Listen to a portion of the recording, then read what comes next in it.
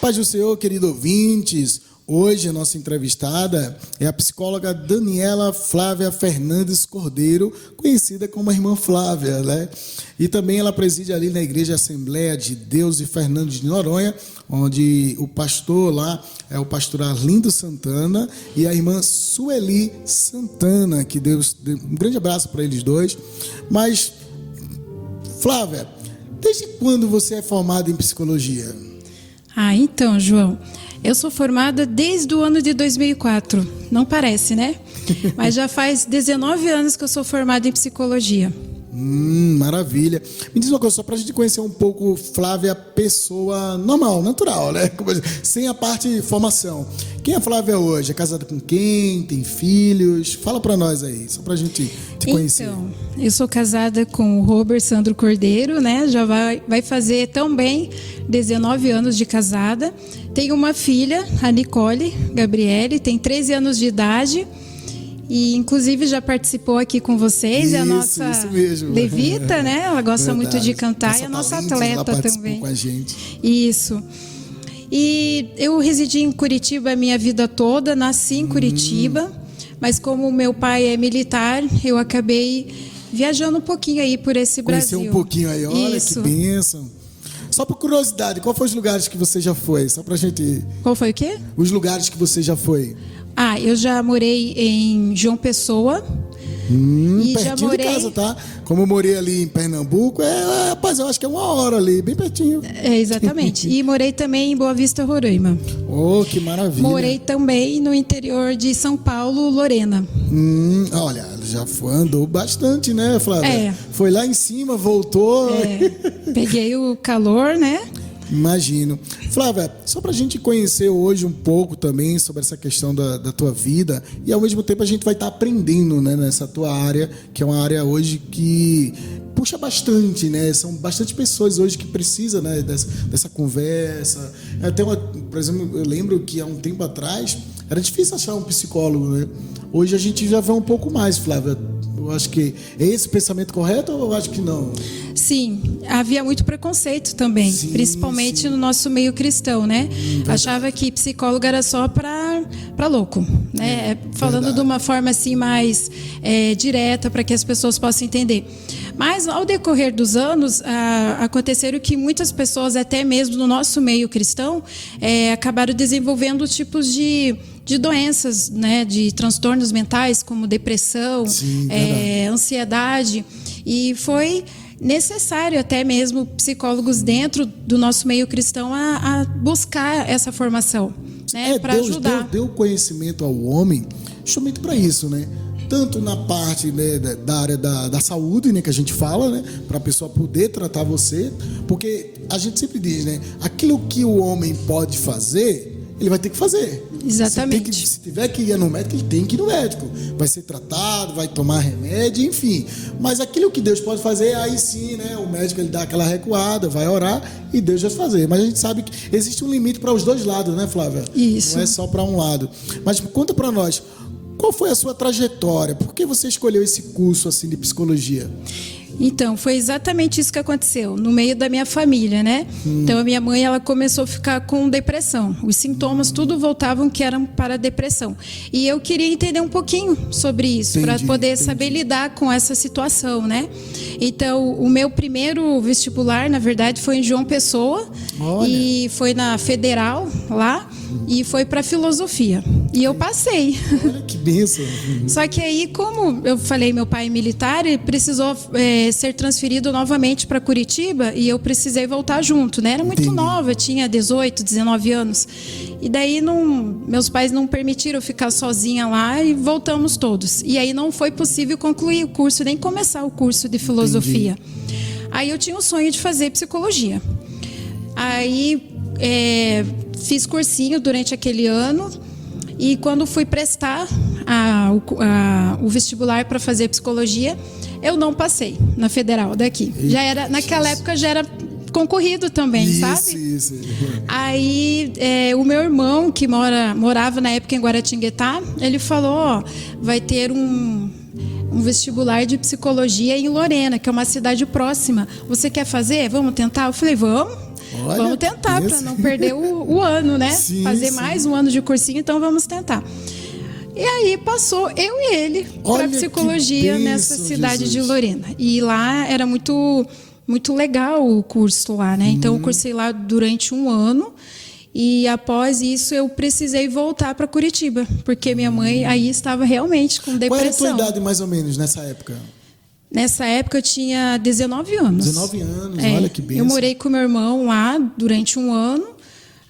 Só que lá a faculdade ela era quase integral. Sim, era de tarde e à noite.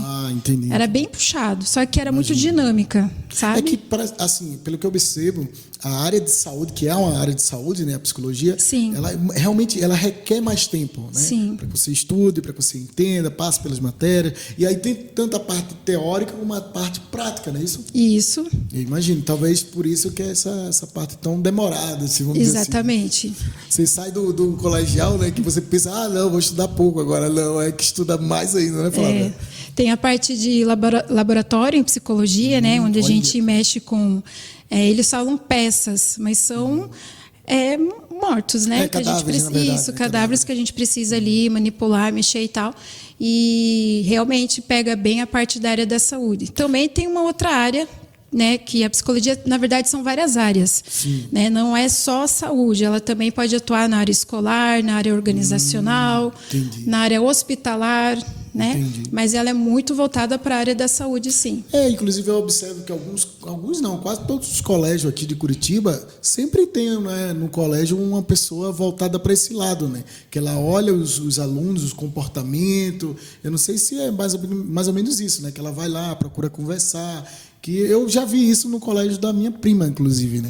Então, isso é algo novo, né? Antigamente os psicólogos não tinham essa abertura. Então, é uma nova área ali para atuar na área da educação, que é muito importante. Sim, perfeito. A gente vive hoje uma sociedade, até porque a gente passou a pandemia também, né, Flávia? E a pandemia deixou bastante um rastro difícil, né? Até de você, por exemplo, quem perdeu parente mesmo, né? Para poder... né, eu digo até suportar mesmo, né? Que é um momento difícil. A gente viu ali várias pessoas morrendo por causa dessa doença. E acredito que isso fica algo marcado, né? Eu acho que é aí que a psicologia ela vai trabalhar, né? Nessa mente das pessoas, conversar com ela, né? Que às vezes tem pessoas que guardam aquilo para si, né? E aí é bem isso. E me diz uma coisa, qual a sua área hoje de atuação? Então, no início, logo que eu me formei, até antes de me formar, eu fiz vários estágios, né, na área de psicologia. E um dos estágios que eu fiz foi na área de escolar. Então, eu atuava numa área ali que era com pessoas com deficiências mentais leve e moderado, adolescentes e adultos. E nessa escola, eu acabei me destacando porque eu desenvolvi um trabalho novo ali, onde eles pudessem ter abertura de trabalhar no mercado de trabalho. Né? Nossa, então tu elaborou algo em que eles já saíam dali já preparado para poder trabalhar. Olha que assim, bênção. É claro que havia uma seleção. Não eram todos que tinham essa capacidade, não que não tinham capacidade, mas tinha que ter alguma, assim, por exemplo, habilidade, não isso, habilidade, por exemplo, de pegar rápido e poder sair com tudo aquilo, até guardar, né, na mente, porque assim, como era retardo mental leve e moderado, então era mais os leves que poderia atuar nessa área. Né? Porque vai mexer ali com empacotar, tem que ser rápido, vai acabar lidando ali com o público também, né? Sabe, Flávia, eu quando eu morava no Recife, lá Recife, Pernambuco, eu trabalhei na empresa McDonald's. E a McDonald's ela tinha de aceitar esses tipos de pessoas assim, né, que tem alguns problemas, né, de saúde, tá? E aí eu pude trabalhar com uma menina, né, que ela tinha esse pequeno problema, mas que não é um problema, né? Ela consegue viver, ela consegue trabalhar, ela consegue seguir os padrões dela. E eu achava bem interessante isso. Tinha um acompanhamento, né? Tinha uma psicóloga que conversava com ela. E eu me lembrei justamente disso, quando você falou dessa parte que eles, né? Primeiro você tinha esse trabalho lá para levar eles para o mercado de trabalho. Que legal. Eu preparava eles, né? Explicava tudo, fazia palestras para eles e e fazia toda a preparação para que eles pudessem. E aí havia um psicólogo que estava comigo, né? Porque eu era bem nova, era recém-formada, não era nem formada ainda. Imagina. Mas como estagiária já estava desenvolvendo esse trabalho. Maravilha, maravilha. E aí ele me acompanhou em vários mercados de Curitiba e supermercados e hipermercados também. Porque você faz um estudo, né? Você faz um estudo para poder também trazer esse estudo para eles, né? Voltado para eles. E assim, as empresas têm uma cota, uma porcentagem de cota que elas são obrigadas a estar contratando essas pessoas, né? Então, e era uma mão ajudando a outra, né? Sim, com certeza. Aí, através desse trabalho, aí era o último ano da faculdade. Eu havia sido convidada para trabalhar nessa escola porque a psicóloga estava saindo. Ela me indicou para trabalhar nessa escola. Então, por isso que o estágio é muito importante. Não procurar só emprego depois, né? Porque, veja, você está falando no momento que você estava estudando, né? Por isso que é sempre bom, eu sempre falo para o jovem, que tem jovem ouvindo aqui, tem adulto, tem todas as idades, né? Mas é sempre bom, não importa o momento que você está estudando, mas você tem que se empenhar. Você tem que fazer o seu melhor, né? Ainda mais a gente cristão, a gente tem isso, né? Você tem que fazer o seu melhor no trabalho, em casa, qualquer lugar que você faz, você tem que se destacar, né? Você é cristão, e o cristão geralmente ele tem esse, não é que seja obrigatório, mas ele tem esse lado de se destacar, né? Eu acho que é algo que também levou a você também se destacar naquele momento que estava estudando, né? Você falando isso me fez me lembrar algo bem interessante. Na época, esse estágio era para fazer em trio. Olha. E aí, sabe aquela coisa? Eu já estou fazendo com outra. Não vou.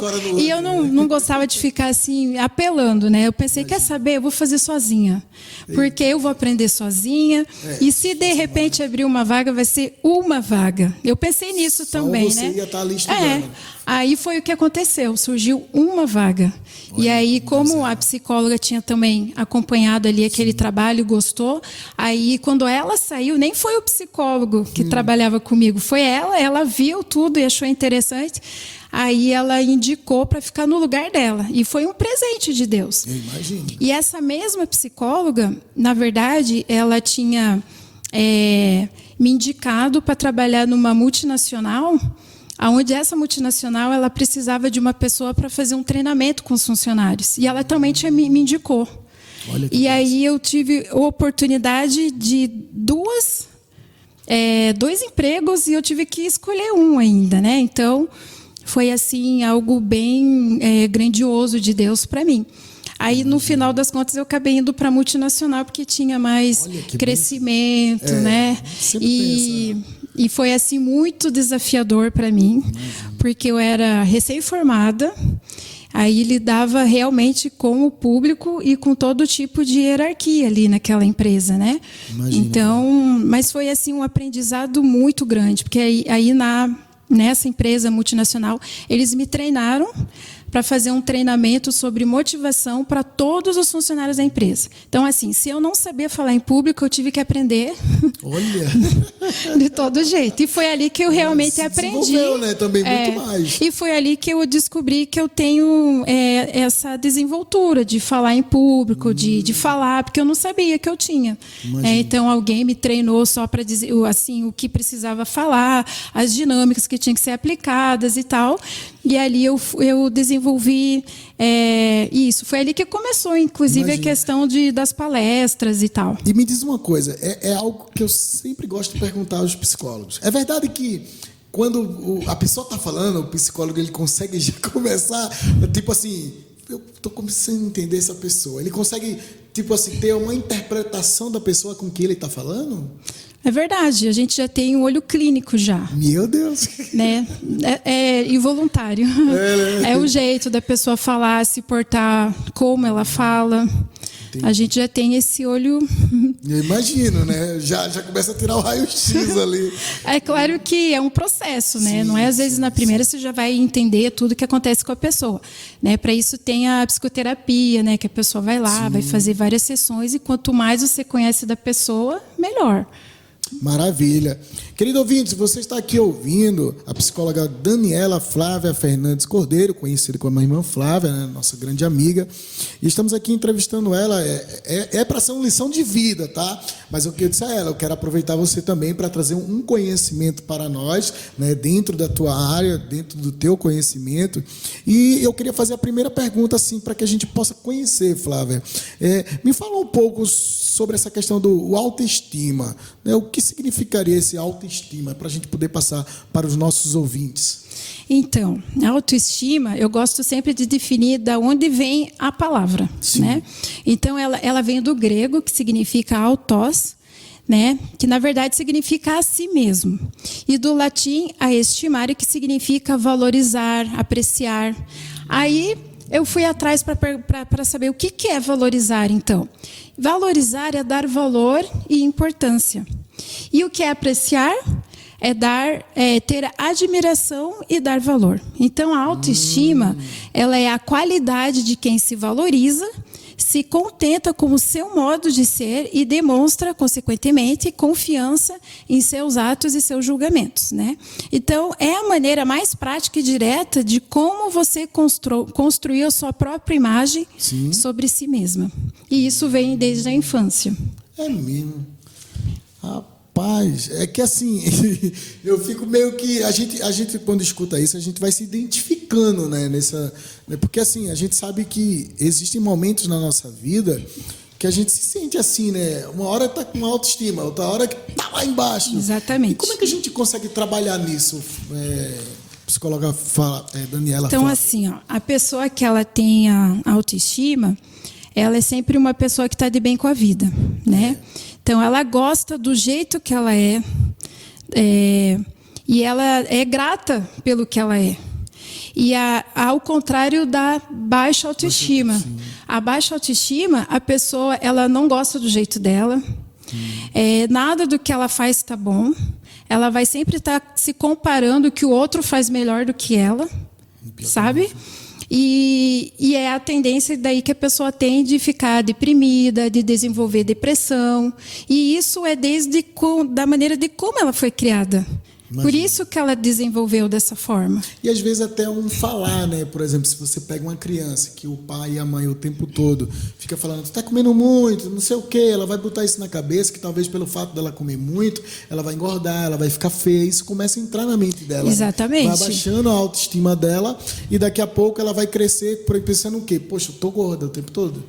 E aí ela começa... Eu vi que eu conheci uma adolescente que ela tinha esse problema. E aí o que acontecia? Ela sempre almoçava, Flávia, e depois ela colocava o dedo da boca para vomitar e não engordar. Era isso que eu ia falar. Acaba desenvolvendo o transtorno alimentar, né? Infelizmente. Mas assim, provavelmente já é um padrão, um exemplo de que os pais já foram criados dessa forma. Aí a criança pega o exemplo do que os pais fazem com ela. Ela tem que quebrar o ciclo. Entendeu? Alguém tem que quebrar o ciclo. Não é assim. Eu não quero ser assim. Eu não sou gorda, eu não sou feia. E sabe o que é interessante? Ela sozinha não vai conseguir. Por isso é o trabalho de um psicólogo, né? Isso. Tem que sentar, o assunto que a gente vai entrar agora. Por isso que é importante o autoconhecimento. Né? Ele é importante para isso, porque o autoconhecimento, segundo a psicologia, significa o conhecimento de um indivíduo sobre si mesmo. A prática de se conhecer melhor faz com que uma pessoa tenha controle sobre as suas emoções, independente de serem positivas ou não. Né? E como que vai ter esse autoconhecimento? Sim. Através da psicoterapia, fazendo a psicoterapia. Né? Porque o psicólogo ele poderá ajudar através da psicoterapia, fornecendo as ferramentas adequadas para trilhar o caminho desse autoconhecimento. Né? Então, é só através da ajuda de um profissional que essa jornada pode ser realizada sem riscos, né? Assim, o profissional de psicologia ele não vai julgar a pessoa. Se ela está fazendo errado, se ela fez certo, né? Porque assim, a pessoa, imagina, a pessoa come, coloca o dedo para... Ela não vai contar para ninguém que ela faz isso. Não. Não vai. Mas o psicólogo pode ajudar. Ali é uma pessoa que ela vai poder se abrir, que ela vai poder falar o que ela sente sem ter o julgamento. Isso é uma coisa importante, tá? Porque o que acontece? Geralmente, esses tipos de pessoas que estão sofrendo esse problema, ele não quer contar para uma pessoa que é conhecido dele, né? Geralmente, talvez for uma pessoa neutra, né? Que nem conhece, nem nada. Eu não sei se também existe essa política de, tipo assim, você atender uma pessoa conhecida ou uma pessoa não conhecida. Existe alguma coisa no meio da psicologia? Então, na psicologia é assim. Segundo o Código de Ética, você não pode... como que fala? Você não pode atender, a palavra correta, atender sim. Familiares e nem amigos. Não que amigos assim, não, que não pode. Não deve, amigos e familiares não. Eu acho que também tem um lado da coisa pessoal, né, também. Aí, imagine, eu tenho minha amiga aqui do lado que sabe tudo sobre a minha vida, não sei se tem se interfere. Não, é por causa disso, não funciona. Não funciona, é verdade. Aí você vai, de repente, pontuar alguma coisa, mostrar alguma coisa. Você está falando isso porque você me conhece. Você está falando isso porque você é minha amiga. Então, não funciona. A terapia acaba não fluindo. Então, aí não é bom. Isso já foi constatado. Então, querido ouvinte, você está ouvindo aí, né, a psicóloga Daniela Flávia, vou chamar de Flávia, psicóloga isso. Flávia. Né, ela está trazendo para nós um conhecimento muito importante. E isso não é só adolescente, você que é jovem, né, talvez até você já é adulto, eu não sei se de repente, né, a pessoa da terceira idade também tem essa situação. Você já pegou alguma pessoa da terceira idade com algum problema assim? Já houve algum caso que a gente possa relatar, Flávia? Da terceira idade, não. É difícil, né? É que geralmente é adolescente, jovem, está muito preocupado, né, com a questão da estática, né, Isso. corpo, enfim. Às vezes é querer agradar o coleguinha, né, para ser igual ou ser mais bonita. Sempre tem isso. Eu lembro que houve uma matéria que eu estava lendo que acontecia muito isso com o pessoal que quer ser modelo, né? Exatamente. E eles são cobrados para ter um corpo perfeito, né, para seguir o padrão que a mídia quer impor. Sim. E isso é muito comum, desenvolver esses tipos de transtornos alimentares, Aí, que é anorexia e bulimia, né? Meu Deus. Como é que a gente pode trazer, assim, pelo menos para os nossos ouvintes que estão agora, né, participando conosco, psicóloga Flávia, o que a gente pode falar para eles, assim, sei lá, um exemplo, um conselho nessa questão aí de, por exemplo, talvez, eu pelo menos acredito, né, como tem jogador de futebol que é evangélico, provavelmente nesse mundo, né, de modelo, dessas pessoas que trabalham em mídia, que quer manter, né, aquela performance. Como é que ele mantém essa performance, mas, portanto, que não venha chegar a esse ponto e ele não perceba? Então, é tudo questão dele ter o seu autoconhecimento, como a gente estava falando, né? Ver isso de uma forma que é para ser saudável. Que tudo que não é para ser saudável vai virar doença, vai virar patologia. Então, assim, eu faço exercício físico, eu faço atividade como esportes, eu sei que é bom ter a estética, né? É bom, mas você tem que pensar que isso é muito importante para a sua qualidade de vida, né? Não é para ser uma coisa assim... imposta, uma coisa que você precisa fazer. Obrigatório. Isso, você tem que fazer de uma forma que seja saudável para você, que esteja fazendo bem para a tua vida. Que tudo aquilo que é o contrário acaba virando em patologia, em doenças, e que não é legal. E a gente deixa até um recado também para os nossos ouvintes. Às vezes existem fórmulas, né? Hoje na internet tem tudo, né, Flávia? Tem tudo. E às vezes você vai pensando que está tendo um conhecimento e daqui a pouco você está tendo um prejuízo também, né? Por isso que é bom e é importante, em um momento como esse, você ter o autoconhecimento, como você já falou, né? Dele entender sobre ele, sobre o corpo dele ou dela, né? Estamos falando de ambas as partes. Mas que ele também procure, né, um psicólogo, alguém que possa conversar, né? Para trazer esse desenvolvimento. Exatamente. Como você estava falando, que sempre tem os altos e baixos, né? Por isso que é importante fazer a psicoterapia e a pessoa desenvolver esse autoconhecimento. Porque realmente a vida não é só rosas, mas também não pode ser só espinhos. Verdade. Então, nesse decorrer da nossa vida, a gente tem que ter esse equilíbrio. Vai ter altos e baixos? Como vai ser o seu baixo? Entendi. Você vai decair totalmente? Não, você vai tentar lidar com aquilo porque você sabe que aquilo vai passar. Vai vai subir, vai ser também coisas boas, né? Inclusive, né, como a gente é evangélico também, né, a gente tenta trazer isso para o rol evangélico, né? Porque às vezes tem muito da pessoa querer se consagrar e de repente entrar nesse mesmo ramo, né? Ele, vou me consagrar aqui, feito, eu estava ouvindo, né? 40 dias e 40 noites. Calma, mas qual a finalidade, né? Qual a finalidade disso? Você está voltado para algo de Deus ou quer bater o recorde? Né? E que isso vai... Né? Por exemplo, eu falo isso porque é toda experiência que eu já tive, né? Eu tive uma adolescente que ela também veio com essa brincadeira de não, vou me consagrar todos os dias. Eu queria entender qual o motivo da consagração. Não era para se consagrar a Deus, era para ficar magra. Então, entendi. eu acredito que isso é um sinal já, né, Flávia? Tá querendo usar algo que é para ser bom ou espiritual, mas na verdade por trás disso não é. Então, né? Não era esse o propósito. É justamente isso, porque é bom a gente trazer essas informações, porque está todo mundo nos ouvindo, né? Talvez até alguém está dizendo, vou me consagrar todo dia, já pensa. Porque o pessoal sempre diz isso, né? Eu vou unir o útil e o agradável. Eu vou unir o quê? A consagração e ao mesmo tempo eu estou me emagrecendo, né? Mas, peraí, eu acho que tudo tem que ser com ordem e decência, né? Você tem que fazer as coisas certas.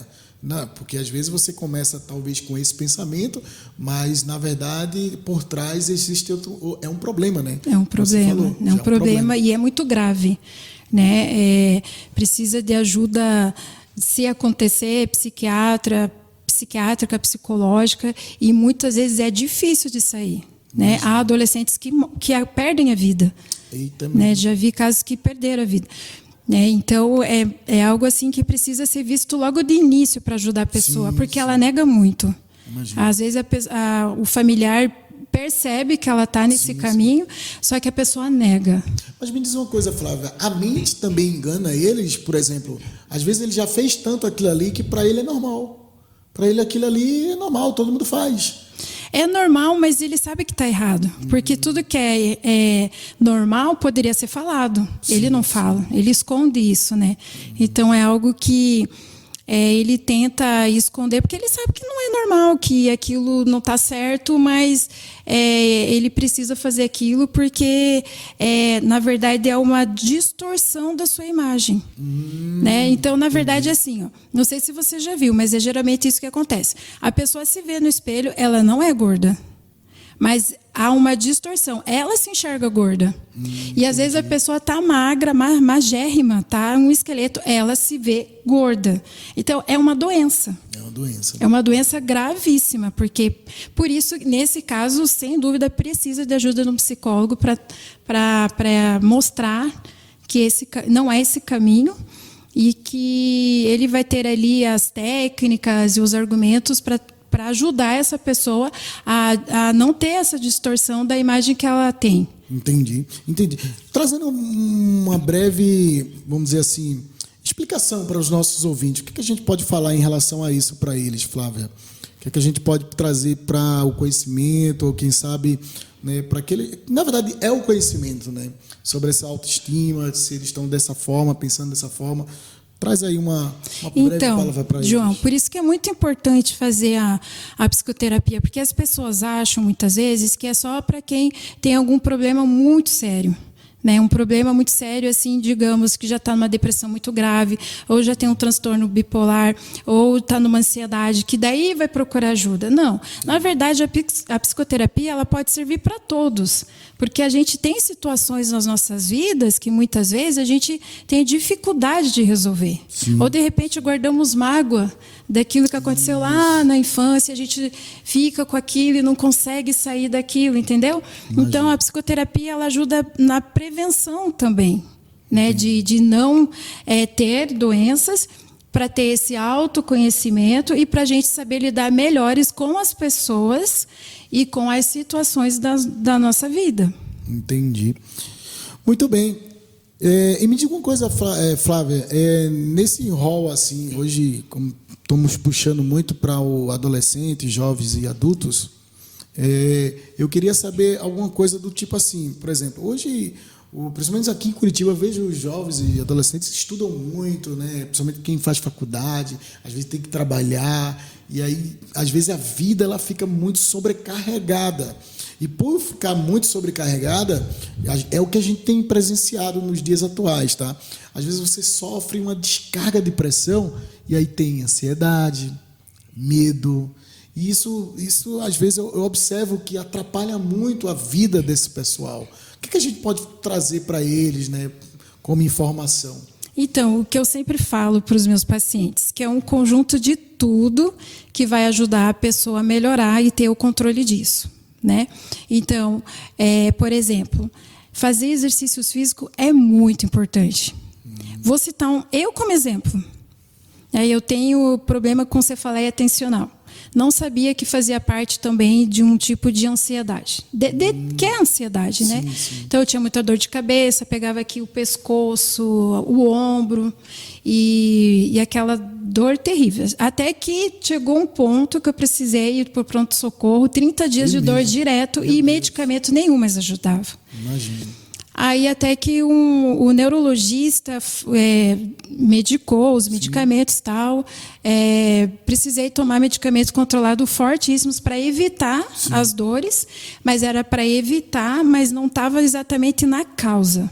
Entendi. Então, quando eu descobri o gatilho do que causava aquilo, que era o estresse, que eu me preocupava demais com algumas situações familiares, e que eu sei que era uma preocupação ali o que eu estava passando, mas ia passar, aquilo ia ter um controle, eu que tinha que me controlar também, né? Aí eu parei de tomar os medicamentos, mas foi uma coisa minha, porque os medicamentos também não estavam ajudando a tirar totalmente a dor, eu tinha dor igual. Aí eu consultei com um outro médico, e ele falou para eu fazer muito exercício físico. Mais específico também, né? Isso. E eu comecei a fazer realmente bastante exercício físico, faço vôlei, faço academia, corrida, caminhada. E, pasmem, a ansiedade diminuiu muito, porque era algo que era involuntário, né? Quem tem ansiedade sabe que é difícil controlar quando você vê, já está... No meu tipo era diferente, né? Mas digamos que no geral do pessoal dá aquele tremor, palpitação do coração, que também é. A minha era diferente, mas que também o médico falou que era ansiedade e eu até falei, gente, não sabia que isso também era, né? Porque não era a minha área específica, né, ansiedade. Tanto é que agora eu comecei a estudar mais sobre isso para ver como controlar. Aí eu descobri esse gatilho, que sempre era aquela preocupação que fazia desencadear, e comecei a praticar mais exercício físico, a ter uma alimentação mais saudável. Me apeguei bastante com Deus também, porque Amém. chega um momento que parece que o negócio vai explodir. Eu achava que eu ia morrer de dor de cabeça, porque nada passava dor. Imagina. Né? E realmente, se você não cuidar, pode dar outros problemas, como derrame, né, e tal. E ajudou muito. Então, eu sempre falo, é um conjunto de tudo. É importante você acreditar num Deus superior para te ajudar. É importante você fazer exercício físico, sim. É importante você ir no psicólogo, porque ele vai ajudar a ver o que está acontecendo, quais são esses gatilhos que estão havendo. É importante, sim, ir no psiquiatra para ver se precisa de algum medicamento só para ter um controle. Não é para tomar também excessivamente tudo, né? E ficar dependente, porque que hoje né? é muito mais fácil eu tomar um remédio para passar a dor do que eu ir fazer exercício. Geralmente todo mundo pensa assim, né? Não, só um remedinho, eu tomei aqui, já vai passar a dor, tá tudo bem. Mas portanto que aquilo ali vai continuar, né? É persistente. E aí um exercício... porque o exercício é para evitar. Depois que já está a dor, aí realmente você vai ter que tomar o remédio. Nesse caso Mas tudo isso é para evitar. Porque assim, como é uma doença... Sim. Né, você precisa controlar, não deixar ela se instalar. Até a dor mesmo, se você deixar ela se instalar, não tomar logo o medicamento, ela vai piorar. Chega uma hora que o medicamento vai ser difícil passar. Ele nem tem mais ação, na verdade. Exatamente, daí você vai ter que tomar doses maiores e acaba ficando dependendo de vários medicamentos. Tomou, passou. Não existe isso, né? Antigamente tinha um programa que ele dizia, né? Tomou, sumiu. A dor sumiu. Não existe isso, né? Uma horinha ali, ainda tem mais um pouquinho de tempo para ele poder passar nas correntes sanguíneas, né? Passa todo aquele processo do organismo até chegar no sangue e demora um pouquinho. Aí imagina, a pessoa já está sentindo dor. Tomar um remédio achando que ele vai passar já, Impossível, E né? a alimentação também é muito importante. Tem pessoas que têm enxaqueca, por exemplo, e alguns tipos de alimentos desencadeia isso, né? Olha aí. E para ansiedade também. Mas é verdade que o café também dá uma piorada para quem tem enxaqueca? Olha só, o café Porque o cafezinho sempre é bom, né? O café é uma polêmica, porque assim, há pessoas que falam, eu preciso tomar o café de manhã, porque senão me dá dor de cabeça. Talvez aí é o vício já, né? É o Tá vício. viciado. Mas tudo que você toma com moderação não vai fazer mal. Agora, se você tomar excessivo, o café faz muito mal. Ele vai dar mais dor de cabeça, por exemplo. Ah, maravilha. E é isso, nossos ouvintes maravilhosos da Radiés. Estamos aqui com a nossa psicóloga Flávia, né? Ela que tem nos trazido um pouco da sua vida, um pouco do conhecimento da sua área. E para nós também, mesmo cristão, a gente tem que entender que precisamos também, né, ser consultado pelos psicólogos, se for da permissão de Deus.